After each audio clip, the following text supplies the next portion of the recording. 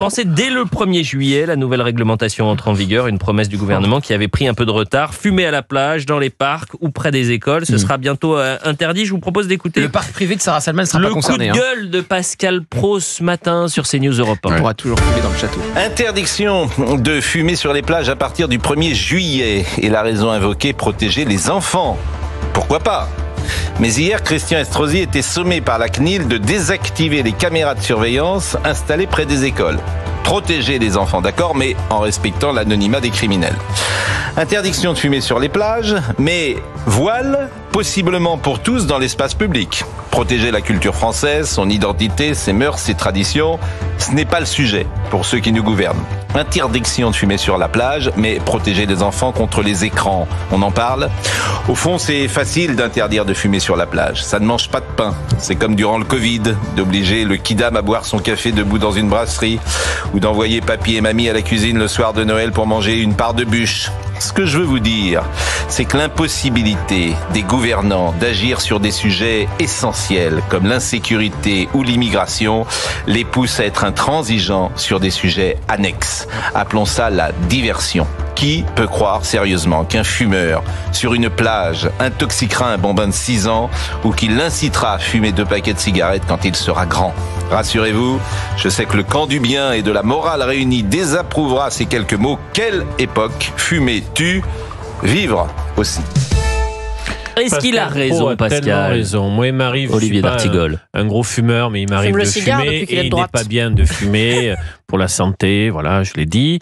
Et il m'arrive très souvent de demander en terrasse ou dans les endroits publics de demander si la fumée dérange. On me dit oui ou non. Je me déplace. C'est bien élevé, hein. Bon, Parce que c'est pas le cas de tout le monde. Oui, c'est vrai, Gauthier. Il y a encore, ça peut encore fonctionner comme ça ou pas ?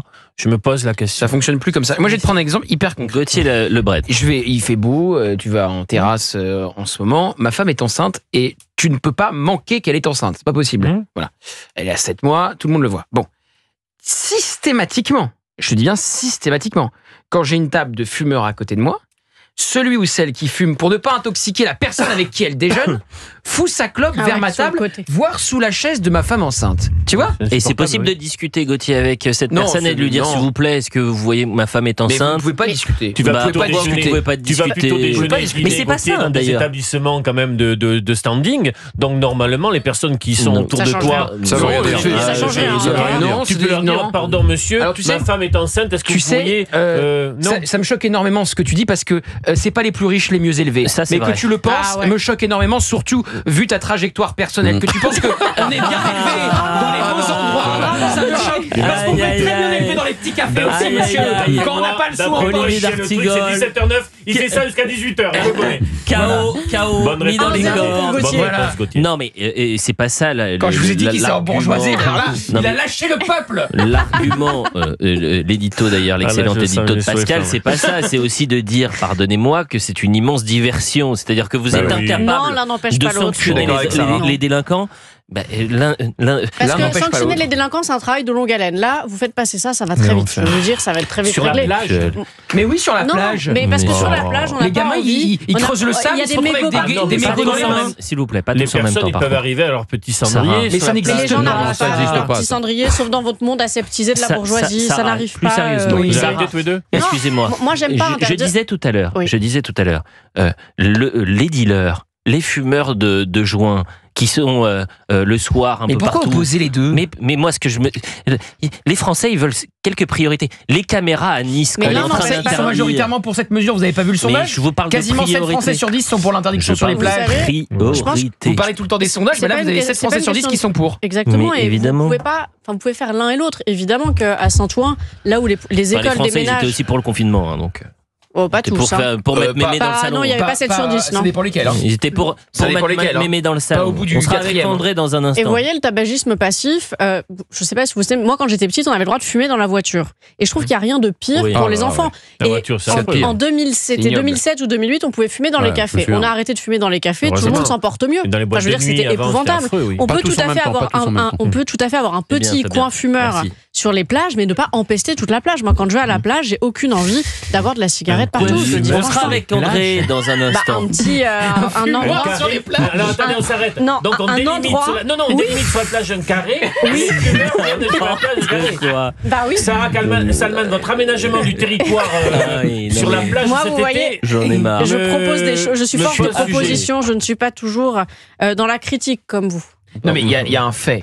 Les fumeurs pensent que les rues sont des immenses déchetteries où on peut jeter son mégot. Mais ça c'est scandaleux. Alors il y a une réglementation sur les plages.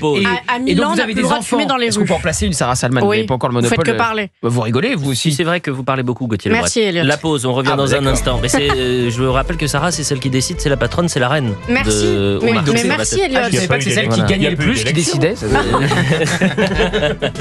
On revient dans un instant. On sera avec André. Alors qu'est-ce qu'il en pense justement, interdire la cigarette dans les plages, sur les plages, pardonnez-moi, dans les parcs ou près des écoles? Est-ce que c'est la priorité ou est-ce qu'en termes de sécurité, il y a peut-être plus important? On voit ça dans un instant sur Europe 1. 01 80 20 39 21. À tout de suite sur Europe. C'est un sujet, on marche sur la tête, compatible bien évidemment. Il sera bientôt interdit de fumer dans les parcs, sur les plages, dans les stades. Annonce faite au quotidien Ouest France par Catherine Vautrin, ministre du Travail, de la Santé, des Solidarités et des Familles. Et c'est à partir du 1er juillet 2025. Est-ce que c'est la priorité des priorités? Est-ce que aujourd'hui on est en train d'interdire à des gens qui finalement ne font pas grand-chose, des choses du quotidien, même si évidemment ce n'est pas bien de fumer, faut le préciser. Moi je pense qu'on a la liberté de se mettre en danger, de faire absolument n'importe quoi, ça me pose pas de problème. Moi ça ne me pose aucun problème, chacun peut se bousiller la santé, mais qu'on laisse tranquille les autres. Et les fumeurs, moi je suis David Gauthier, il n'y a rien de plus insupportable que d'être en terrasse et de se faire empester par la cigarette. Eh bien, qu'en pense André? Cher André, bonjour. Oui, bonjour monsieur. Comment ça va? Je vais bien, je vous remercie. Et sur ce sujet, je voulais dire qu'il y a trois aspects. Il y a un aspect de santé publique, il y a un aspect de savoir-vivre, de politesse, et il y a un aspect d'écologie. Sur les trois aspects, cette décision de notre ministre, je la conteste.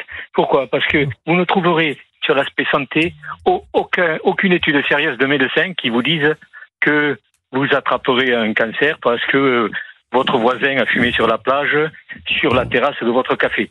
Alors, moi, je ne suis pas spécialiste de la spécialité, et je me permettrais d'être prudent là-dessus, sur le tabagisme passif. Pour avoir le tabagisme passif, ça concerne les gens qui travaillent dans des discothèques, dans des endroits clos et répétitifs. C'est pas parce que vous allez aller une fois par mois au restaurant, ça fait 10 fois dans l'année, que vous allez manger 3 fois en terrasse parce que ces jours-là ils ont fait beau, que vous allez attraper un cancer. Donc oubliez cet aspect.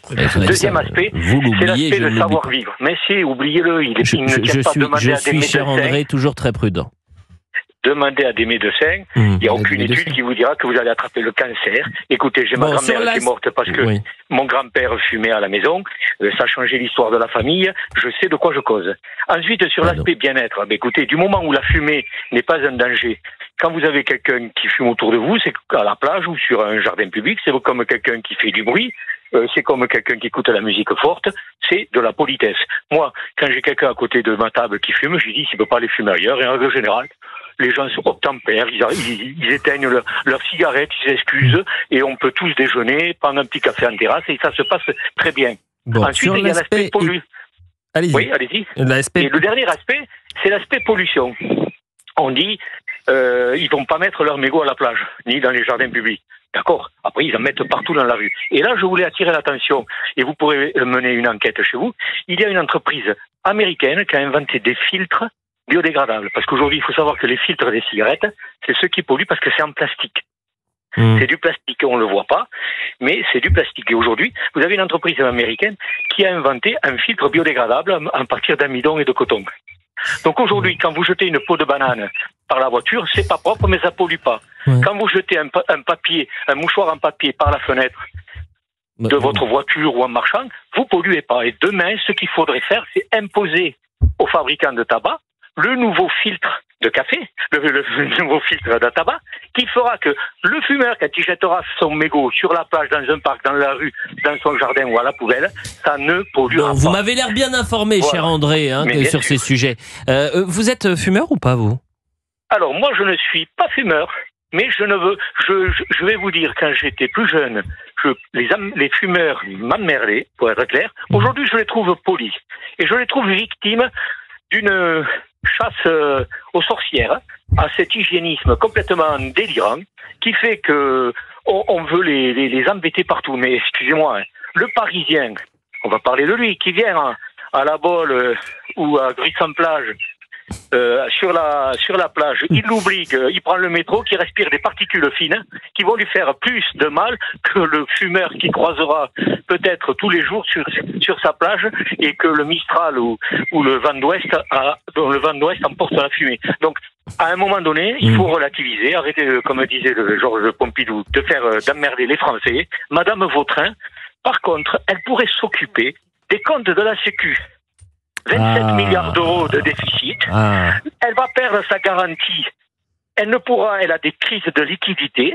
Et au lieu d'embêter, de donner aux Français comme sujet sur la plage, faut-il ou non fumer sur la plage, elle pourrait leur dire, est-ce qu'à la rentrée, chers assurés sociaux, vous allez pouvoir avoir des remboursements de médicaments, d'indemnités journalières et de frais d'hôpitaux. Et puis, est-ce que vous avez suffisamment de soignants à l'hôpital? Est-ce que vous avez suffisamment de moyens pour la santé? Vautrin, elle est membre d'un gouvernement qui n'a aucune majorité et qui ne peut pas prendre de décision sérieuse. C'est de la com.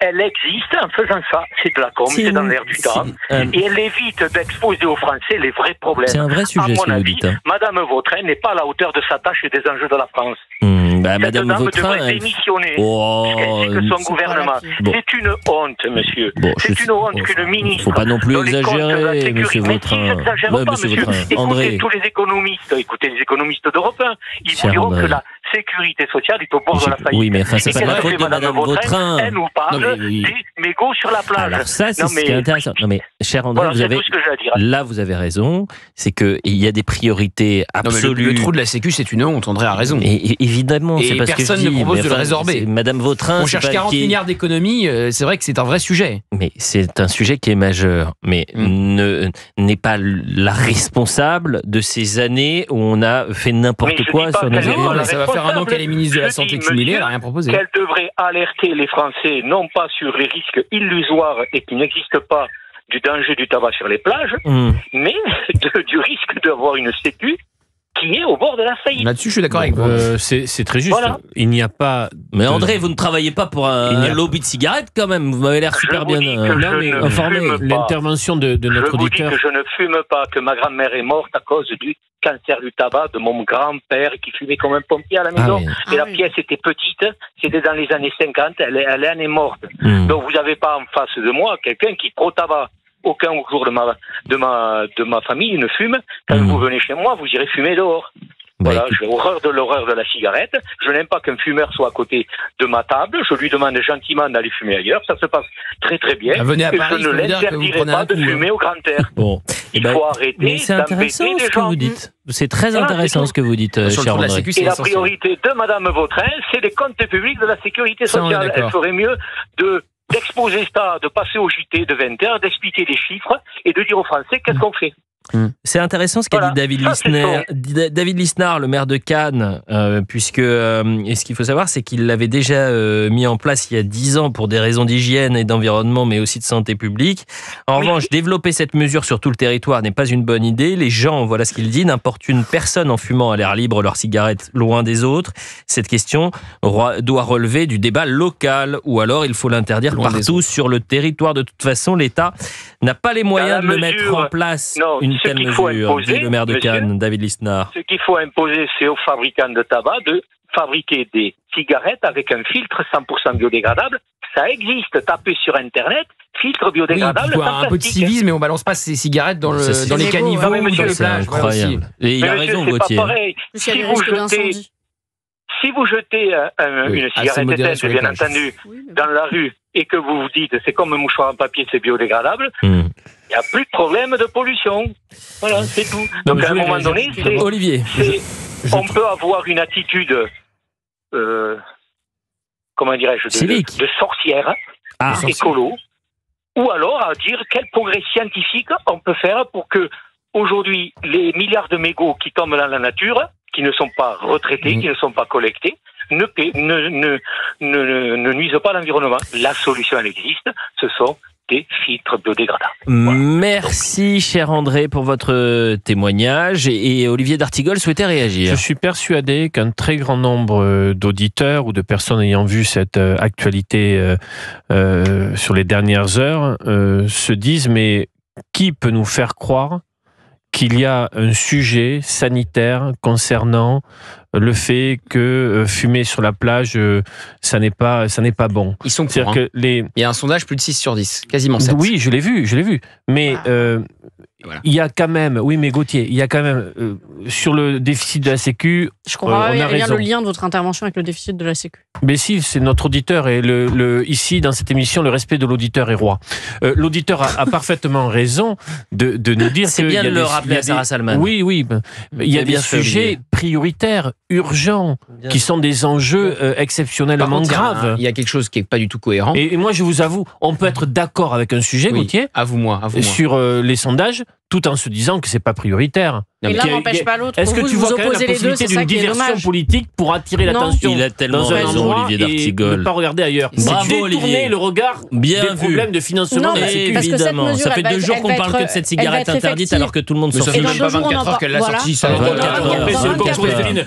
Croyez-vous que les Parisiens, pas Marseillais. C'est le concours Lépine de la connerie derrière, puisqu'on met une pièce dans la machine. Faisons des espaces non fumeurs sur les plages. En plus, on m'a dit que c'était un bon moyen pour lutter contre les incendies sur les plages. Bon, enfin voilà, allons-y. Mettons des pièces dans la machine. Non, par contre, il y a quelque chose qui n'est absolument pas cohérent. Bravo. Si on veut lutter. Enfin, quelqu'un qui a du courage autour de ce studio. C'est pas d'Artigol qui a du courage. Monsieur d'Artigol, d'abord. C'est Monsieur d'Artigol aujourd'hui. Oh, mais laissez Salman. Fabien Lecoeuf, vous avez vu, c'est l'arbitre. Il fait l'arbitre. L'arbitre. Pas tous en même temps. Mais sinon, on ne comprend rien. Non, mais vous avez raison. Il y a quelque chose qui n'est pas cohérent. Moi, je reçois plein de messages, on comprend rien. Mais on peut pas en placer une. Sarah Salman qui coupe, Sarah Salman, Gauthier Lebret qui coupe Gauthier. Mais qu'est-ce qu'il a aujourd'hui? C'est une émission des zadistes. Sarah Salman qui coupe Gauthier, oui. Depuis qu'elle est de gauche, elle a le goût de la censure. Bon. C'était beau, ça. Bon, écoutez, il y a un truc qui n'est pas cohérent, c'est qu'ils n'ont pas interdit ça sur les terrasses. C'est vrai que c'est pas cohérent. Interdisez-le partout pendant que vous y êtes. Non mais pourquoi pourquoi les plages et pas les terrasses? C'est très vrai. Merci. Parce que c'est des lieux privés, les terrasses, non? Bah c'est privé. Tout le monde peut s'installer en fait. Oui. Ah bah écoutez, tout le monde n'a pas la chance d'avoir une terrasse privée comme Olivier d'Artigol. On peut même plus avoir de terrasse chauffée aujourd'hui, alors c'est ça aussi, ça fait scandale. Ça c'est vrai que c'est un scandale, ça, parce que j'ai toujours froid. D'accord, donc vous pensez qu'à vous en fait, vous avez froid sur une terrasse, mais vous n'aimez pas la cigarette. J'ai besoin de mettre un plaid et tout le monde n'a pas de plaid. Madame, vous devez mettre un fourrure. Écoutez, la publicité, on revient dans un instant pour marcher sur la tête.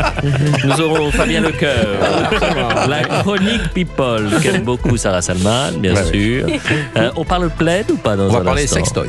Pardon? Eh oui. Non, on a retrouvé la collection enfin de Miley Cyrus qui sort son album aujourd'hui. Excusez-moi, non mais c'est une plaisanterie. Pas du tout. Mais pas du tout. Cette chronique. Mais pas du tout. Non mais et comment ça on a retrouvé la collection parce qu'elle est pas morte? Benoît, le réalisateur de cette émission, qu'est-ce qu'on fait? On le censure? Tout le monde quitte la régie. Mais non, il a fait largement pire. Moi il m'avait fait toutes les petites culottes de Katy Perry. Non, c'est vrai. C'est vrai. Moi franchement je suis déprimé. Ah non, les sextoys de Miley Cyrus. Non mais vous voulez, attendez, il y a beaucoup de réactions sur les cigarettes interdites sur les plages. Très bien. On écoutera les auditeurs dans un instant sur Europe 1 01 80 20 39 21.